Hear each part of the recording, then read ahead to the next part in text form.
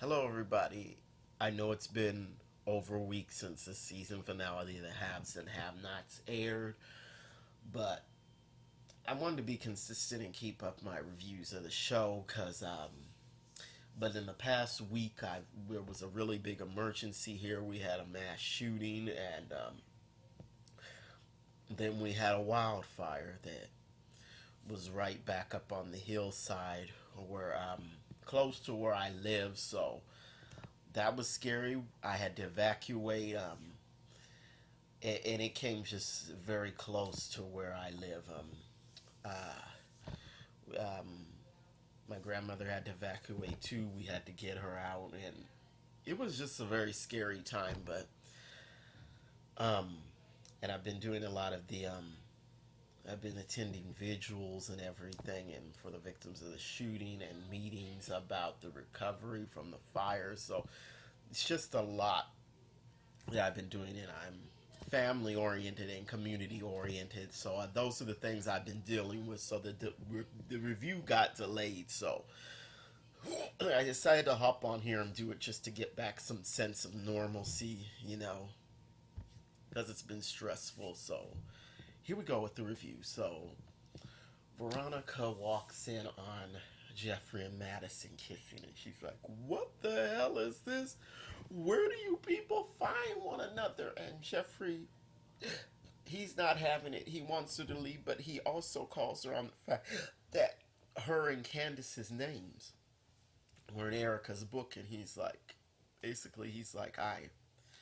um, I know what something was going on, and she's trying to pretend like she doesn't know what he's talking about, and then she gets back on the whole thing with him and you know him and men in general. She's like, "Can't you find a black man?" And I'm like, "Okay." And I don't think that would really matter to her, even if he was with a black man. I don't think it would stop her from going crazy. But anyway, she's saying things, and she comes out with this this new sort of lie. I guess it's a lie. Who knows with Veronica? And she says Jeffrey is not David's son, and I don't know where that came from. And Madison was trying to get out of there, and of course Jeffrey was trying to use him to irritate Veronica, and he wouldn't let Madison leave. And I said, Madison, you should have not really become involved with Jeffrey from the get go when what's his name, Justin was acting crazy, and so Madison got himself in that mess, and so in a nutshell, Jeffrey and Veronica end up arguing in a scuffle, and Veronica goes over the banister, and she's like laid out there, and that was really it for what we saw with them for the whole episode. And the next part, this was really good. So, um, the DA had found out that the evidence was gone for the for uh for the shooting of Jennifer Salison. We know that evidence was gone because Sarah stole it, and so the DA, he's watching the videotape, and Sarah's all, what when were their video cameras put in there? And he said not too long ago, and he said they're in the aisles too. And so they had video of her coming down the aisle in the evidence room, going into the box and still in the evidence. So that's the end of Sarah's career. And if she had just told Jim no and just let him, you know what, go ahead and tell about what kind of person I was. I mean, at least she probably would have still had her career, or maybe a chance at it. People can be redeemed and have a career, but she just went and did something real stupid that's going to leave her jobless and also in prison. So, let's see. So Hannah's on the phone talking to Derek, and she's trying to leave this house, and she's got nowhere to go. And I'm like, Hannah, You gotta stop doing this. You gotta stop trying to, leave where you are living or quit your job or whatever and have in without having any plans on what you are gonna do, without any place to go. I mean, that was the problem when she got her grandson. I mean, she had no place to go and she wouldn't take any help, and she hasn't learned anything from that. And so, um, wait a minute, was she talking to? Okay, wait. Okay, Derek was actually there. I'm sorry. I think I said he was on the phone. I'm sorry. I'm all over the place. I can't even remember exactly what I said just a few seconds ago. So, Benny comes in and he's angry and he doesn't like the fact that Derek is there, and so Derek just he goes on and he leaves, and Benny gets really sharp with Hannah. He's taking a tone and he says, "We finally got some money and you don't want to touch it." And it's not even their money to keep. Candace stole it. And Hannah has just had enough of Benny's tone. So she's packed his stuff up and she's like, you need to get out. You gotta go. You gotta go. He's not signing the papers. He's talking really disrespectful to her, and so all she can do is put him out. So let's see what else is up on this in my notes. So Jim is on the phone with David, and he's telling him how Lloyd at the bank had that bank account open for Veronica. So after that, Catherine, she comes out and downstairs, and she's like dressed up and has on perfume, and Jim is kind of getting, indignant about it. I'm like, you have a lot of nerve, Jim. You've cheated and done what you wanted to, and now you're angry because Catherine is seemingly doing what she wants to do. So Wyatt, he after Catherine is gone, he tells Jim, okay, well, it's this guy Broderick. I've been listening to her telephone call. That's who she's involved with and going to be with.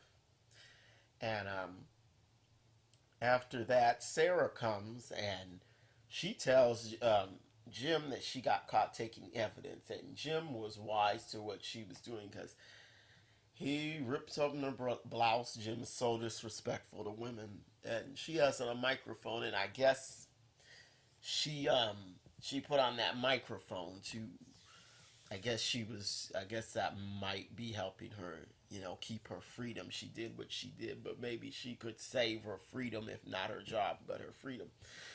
So he knew what was up, and Jim's like, I don't know what you're talking about. I don't know what you're talking about, saying it real loud. And, it's obvious that he was putting on a show. But, the DA, they need evidence that he actually put her up to that. And even if they suspect that he did it and she told them that he was involved, they need actual evidence. And he didn't give them anything on tape to actually use. So, Landon and Candace, they have a little scene, and Landon was telling Candace about, okay, you should actually be kind and caring. And I'm like, when was this, Candace wasn't always this, let's say, this hardcore, but she never was really kind and caring. I mean, she did kind of, like people a little bit more. She liked Amanda, she liked Jeffrey, but she never was really kind. Maybe a little bit caring, but never kind. And basically, he's telling her that she's scared of, being with Charles and getting, being, I guess, scared of having a legitimate life, a regular life, whatever. So that was that scene in a nutshell. So Catherine goes over to see Broderick, and I can't figure out why Broderick told her that he was running the prostitution ring, and I'm not sure what his angle was on that. But Catherine fires him, and he threatens to sue her for sexual harassment. So she just takes advantage of the situation. She's like, okay, well, you know, you're gonna do what I want now. Take off your clothes and all that, and you know how you saw it, so you know how that went. So, so over at the bar, the Malone's bar, Mitch finds out that Mama Rose does not want to talk to him.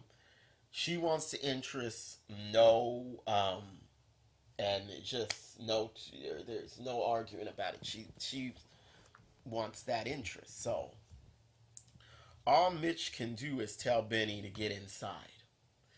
And Benny, being as annoying and as silly as he can be, he doesn't want to go, no, man, she put me outside. I can't go back in there. And I'm like, this is Hannah. If she knew he was in danger, she's going to let him back in, even if he had have apologized for his behavior. I've been acting really out of line, all of that and all of that. She would have let him back in, but she really would have let him back in if um, if she knew he was in danger. So he just stays out there on the stoop, looking stupid with his stuff. So let's talk about a little bit of Charles and Candace. And this was kind of a long scene, and they're talking back and forth. So I basically what the gist of it was is Candace, I guess she agrees to go along with this scheme and for the time being, I guess. So that was basically what that scene was. It was long, and I don't want to just go over all the dialogue. So end of the episode. So Mitch calls Hannah, and she's like, Mitchell, what do you want? And he's telling her to let Benny in the house. And I guess she just thought that Benny had called up Mitch to plead his case, and that was not it. That was not it at all. He was scared for Benny's life, and he said, Benny is in danger, Miss Hannah. He's in danger. So she goes out there, and sees Benny. He's laid out shot. And she didn't hear the gunshot because when we first opened up the scene with her, before Mitch called her, we saw that she had the TV on loud and was laughing and all that. And so she's frantic, and Benny is shot, and all that because Benny had to be stupid enough to take money from the Malones and then decide he didn't want it and give it back without the interest. And Benny really messed up. Will he survive? Who knows with this show, with the plot twist it takes. But that was my review. That was the season finale. I thought it was a good season finale. I don't think there's any word on exactly when the show will be back. Probably sometime in, I'd say maybe January, February. Usually it comes back in January, but I don't know how that will work. So thank you for watching the reviews. I love doing these reviews. I mean, I guess it was sort of stress relieving to get on here and do this. So like and subscribe and leave a comment if you've got something to say, and I will see you the next time.